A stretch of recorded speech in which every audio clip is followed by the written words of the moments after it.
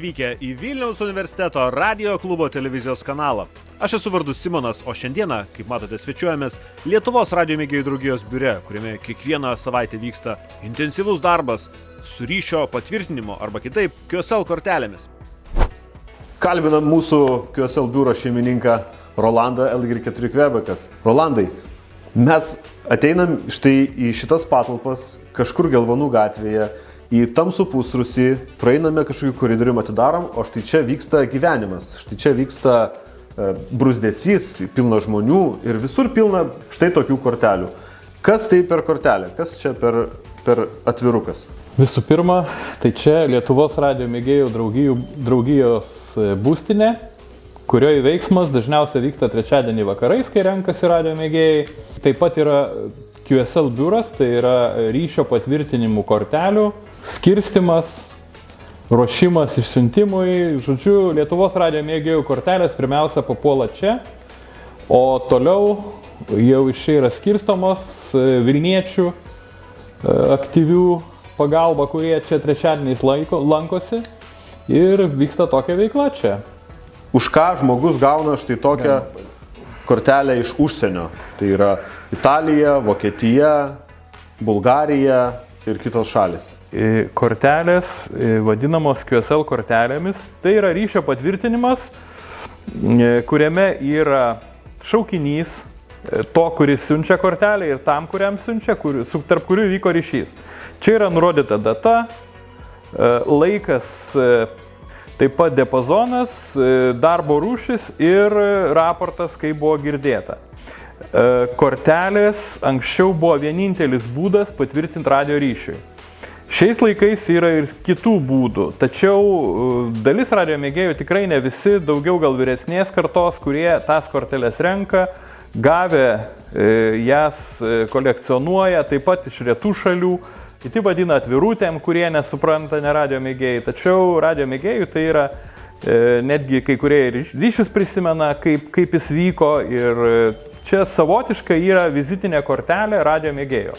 Tai dabar aš padarau radijo ryšį su štai žmogumi iš Italijos ir ką tas žmogus Italijoje daro. Ar jisai puola rašyti iš karto ranka man tą kortelę, ar jisai užsirašo kažkur į elektroninį žurnalą, ar išrašo kažkokiu kitokiu tai būdu tą kortelę. Kaip vyksta pats procesas radijo mėgėjo korespondento pusėje? Procesas vyksta pirmiausia, radijo mėgėjas atsispausdina korteles.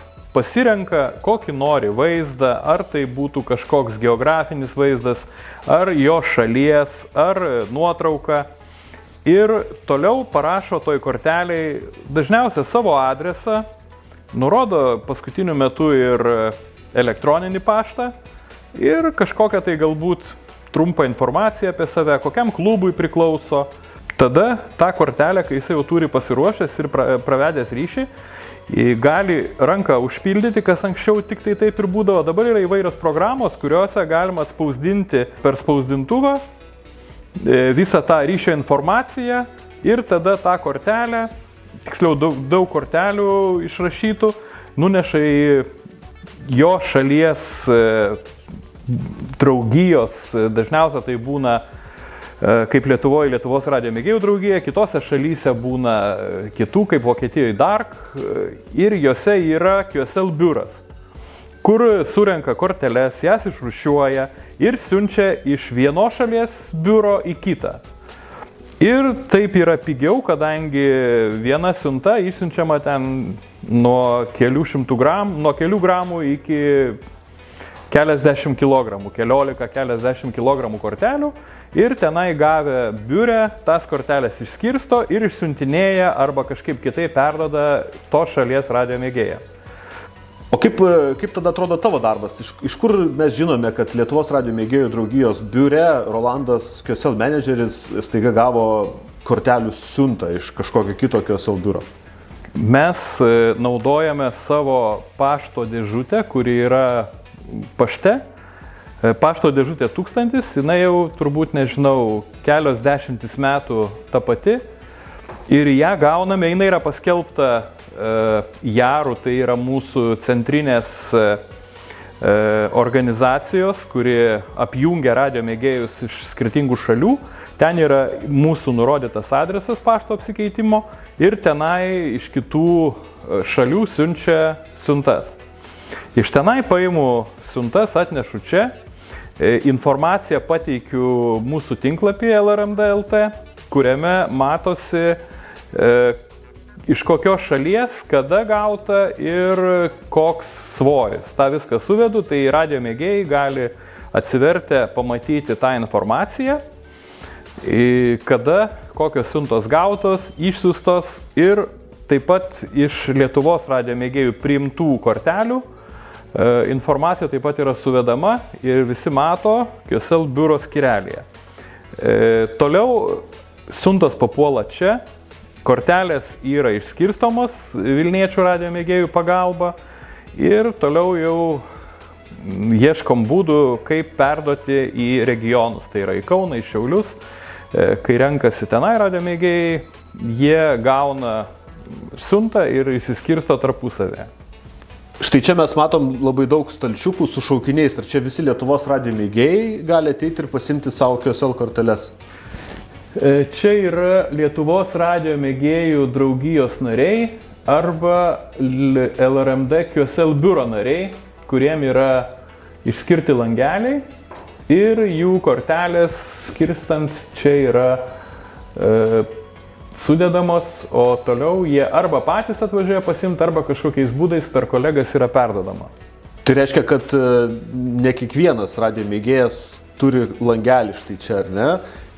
Kas nutinka, jeigu atkeliauja kortelės žmogui, kuris nėra nei QSL biuro naudotojas, nei LRMD narys?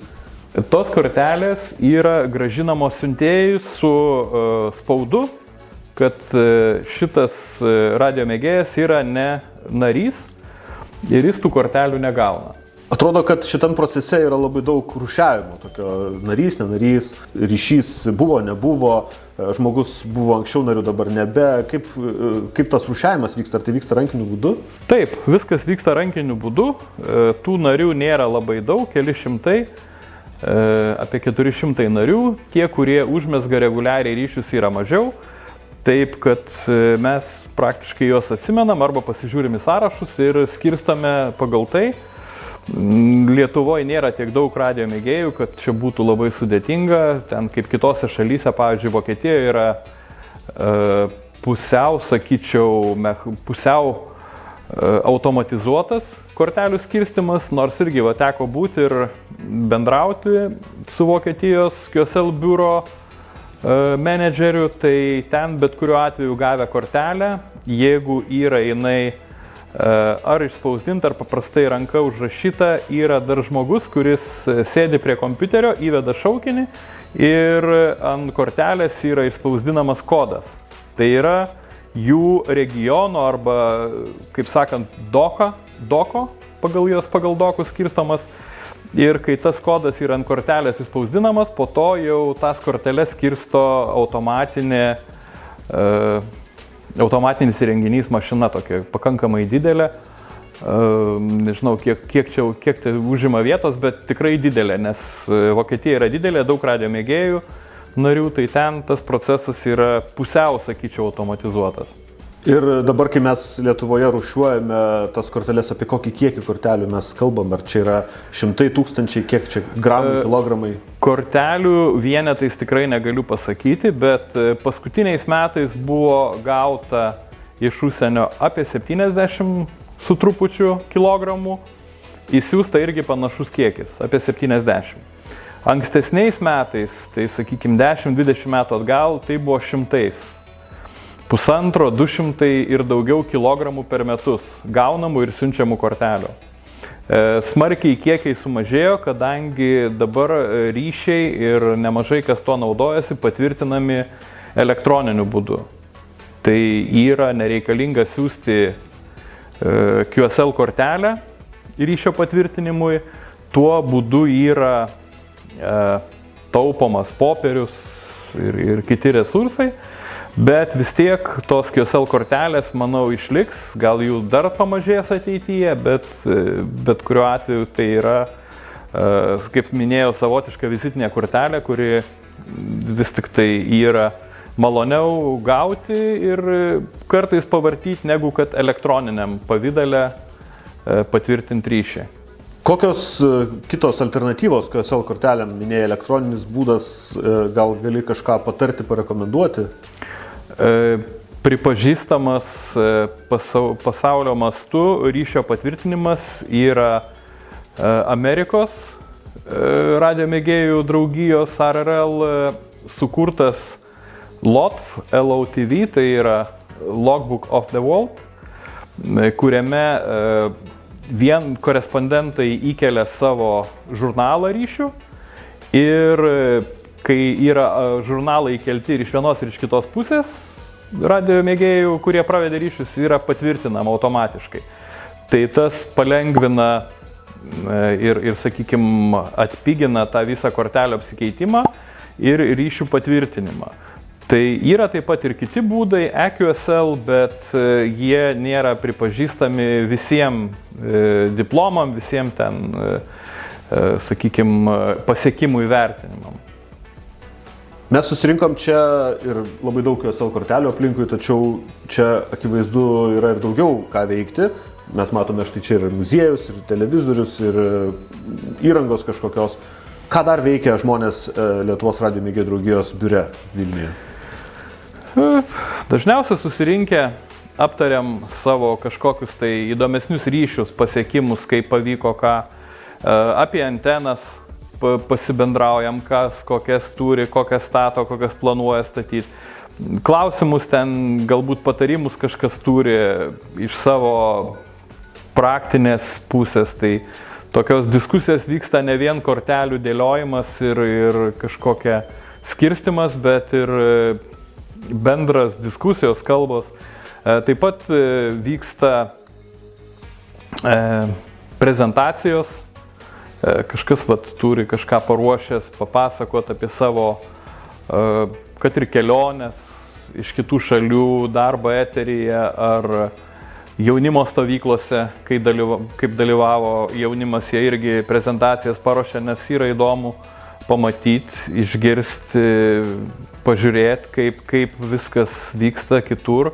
Taip pat ir užsieniečiai, jeigu atvyksta kažkokie, irgi prašom, jeigu turi kažką apie savo šalies radio mėgėjų veiklą, prezentacijas paruošti. Tai tokie vyksta įvairi veikla ir, sakyčiau, pritraukia daugiau radio mėgėjų tuo metu, kai kažkas vyksta daugiau.